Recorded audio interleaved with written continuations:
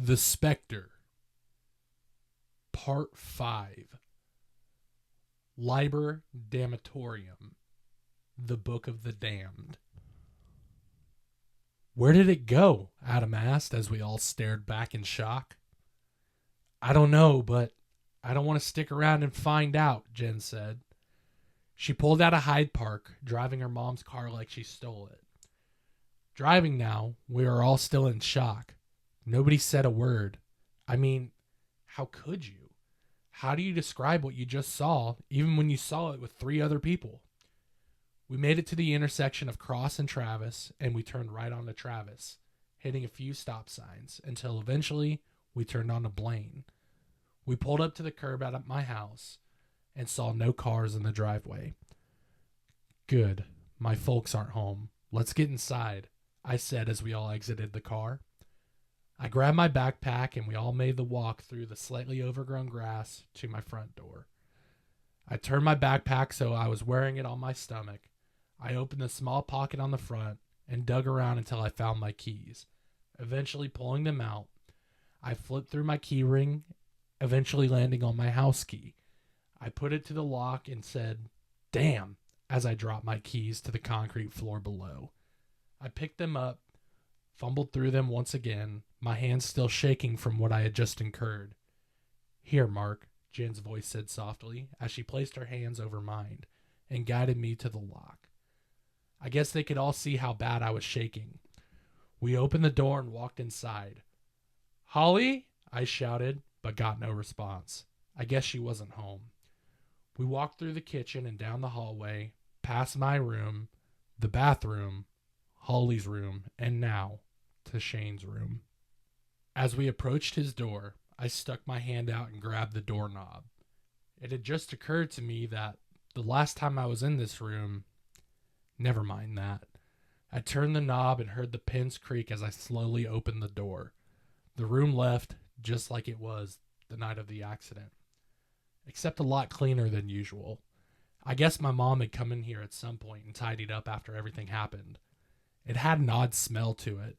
It was kind of like, I guess, a stale scent, which I guess was to be expected. We almost never came in here. There was really no reason to. The other thing it smelled like was Shane. I felt weird just standing there like this, looking at his room, just like he left it. His poster still hanging on the wall, his stack of magazines still in the corner of his desk. The closet that never shut all the way was still cracked open. Where would it be, Mark? Someone asked and snapped me out of my trance. I looked around thinking of where Shane would have put it. I don't know, I said back, but it's either in here or in storage. We all entered the room and took spots looking. I looked in his desk drawers, still filled with all of his belongings. Adam and Johnny took the closet, and Jen looked through the drawers. What does it look like again? Jen asked. The cover was a dark color, like a black or brown, and it'll have Liber Damnatorum written on the front. It's also very old, I replied. While sifting through the drawers of his desk, I came across a drawer full of old photos and cards. On the top was a yellow envelope. I picked up the envelope and opened it.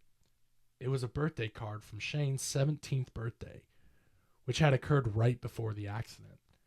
I opened the card to find a picture of all 3 of us together, along with a $10 bill. I sat there for a second. I guess I didn't even realize that today would have been his 19th birthday. He died on the 30th, a Wednesday in 1996. Happy birthday to our awesome brother, it said inside. I remembered this card, my mom bringing it home, and Holly and I signed it for him, our names still scrawled on it.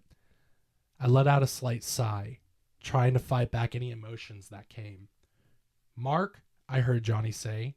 I looked up and he took a couple steps towards me. He took the card from my hand and read it, then closed it. Are you up for this? He asked. Jen and Adam turned towards me. Yes. Yeah, sorry, I said back. We're doing this for Shane. We'll get to the bottom of this for him, bro. I know this is hard, but we just have to stick together, Johnny added. Jen and Adam still staring. "You're not alone, bro," Johnny said. I nodded my head. He opened the card again and said, "Holy shit!" We all looked up. He turned the card towards the other and said, "Look," and pointed with his finger. I stood up, and soon Adam and Jen joined us. Johnny pointed at the picture, and behind Shane's head, there it was. That fucking thing, grinning, looking at the camera like it knew what was happening. "How in the," Adam said, but Johnny shut the card. "Wait. We gotta find this damn book," Johnny said. He handed the card back to me. I slipped it back into the envelope and back into the drawer. "Hey guys," Jen's voice said as she dragged a box out from underneath the bed. "That's the lockbox," I said as it made its way into the light. She inspected it and opened it. "I guess your brother was into other things too, Marky," she said as she pulled out a Hustler magazine. Johnny chuckled and quickly stopped. She set the magazine on top of the bed, and her eyes got wide. She then pulled out this black book. "I think I got it." She handed me the book. I took the book from her, flipped it around, and on the front found Liber Damnatorum scrawled out. "This is it," I said. Jen smiled. "Come on, let's get to my room." We walked out of Shane's room and down the hallway, opening my door. We filed in. Jen sat on my bed, and Johnny at my computer chair. Adam and I just stood there. I handed the book back to Jen. She slowly opened it and placed it onto my bed. "I don't want to risk damaging it," she said. She flipped through the pages until she got to a page with a piece of paper folded inside of it. She picked up the piece of paper and said, "What's this?" She handed me the piece of paper. I opened it to find all these words written in a language that I could only assume was the same as the book. And next to them were words written in English. I could be wrong, but I think Shane was trying to translate this. Look. I showed the piece of paper to the room. "Well, maybe there's more," Johnny said. Jen slowly flipped through the pages, pulling out each piece of paper that she found. Unfortunately, there wasn't many left. We found 3 more sheets, plus the one we had already discovered. Suddenly, the door flew open. "Mark!" It was my mom. The door hit the doorstop, and she just stood there. "I'm sorry, I didn't know you had company." "It's okay, Mom. We're just doing a project for school," I said deceivingly. Jen slowly covered the book with a pillow that was on my bed. "Oh, okay," she said. "Hey, Johnny, what are you doing here?" she asked. "Oh, nothing, Miss Stone. Just figured I'd help out," he said back. "But you don't go to Downey," my mom said, puzzled. "Yeah, but he's really good at history," Jen chimed in. "I'm Jen. It's nice to meet you, Miss Stone." "I'm Adam," Adam chimed in. "Well, don't let me hold you up. It's nice to meet you both and good to see you, Johnny. I'm just here grabbing my checkbook. Holly and I are heading to her appointment," my mom said. "Sounds good, Mom," I said back. She said goodbye and shut the door. "Well, that was close," Jen said. "I don't think we should be doing this here. Is there somewhere else we could go?" I asked. "I mean, we could go to the library. They'll have all the details we need there," Johnny suggested. "Good idea, but do we bring the book?" Jen said. "I don't know. Maybe we should just leave it here," I said back. "Well, what if we need it?" Adam said. "I guess that's true too. What was the last thing Shane had written down?" Jen opened the sheets of paper and found a paragraph, not yet translated. "Look," she said. "Shane had written this down, but he hasn't translated it yet. Maybe this is the key to something. It says page 24. Jen removed the pillow and went to page 24 of the book. "It looks like he's only got about half of it written down. Here, somebody hand me a pen." Johnny opened my drawer and pulled out a big pen, which he then proceeded to hand over to her. She began writing until she stopped. Okay, we got this. Let's go to the library.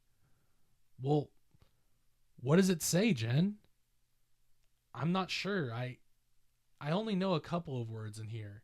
Like, familia is family, Johnny said. Haunt, I assume, is the same as English, and Spector. Spector, I said. Yeah, it says it a few times. I assume that's the same as in English. Okay, so we have haunt, family, and specter. What does that mean? I don't know, but I don't like it, whatever it is, I said. Come on, let's get to the library, Adam replied. We shut the book and slipped it into my desk drawer. We made our way out of my room to the front door. We opened it and stepped outside. Holly was standing there while my mom stood at the street corner talking to Miss Myers from across the way. Hey guys, what are you doing? She said. Oh, we're going to the library, Jen chimed in. We have a history project to do. Oh, okay. Well, have fun, she said. Thanks, Holly. We'll see you later, and good luck at your appointment, I said. We began walking towards the car, and Holly set out. It doesn't like you searching. We all stopped, looked at each other, and turned around. Holly just stared at us, blank-faced. What did you say, Holly? Jen asked. Quae spectorum querunt, non viviant unt sum, inventium indecent, Holly said back. Our eyes widened, and we all looked at each other. Holly, are you okay?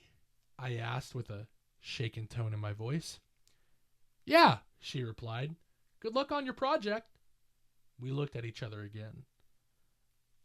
Holly? Yeah, she replied.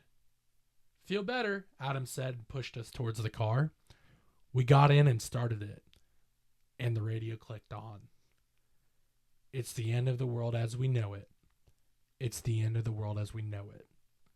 It's the end of the world as we know it. And I feel Jen shut the radio off, shifted the car into drive, and took off towards the library.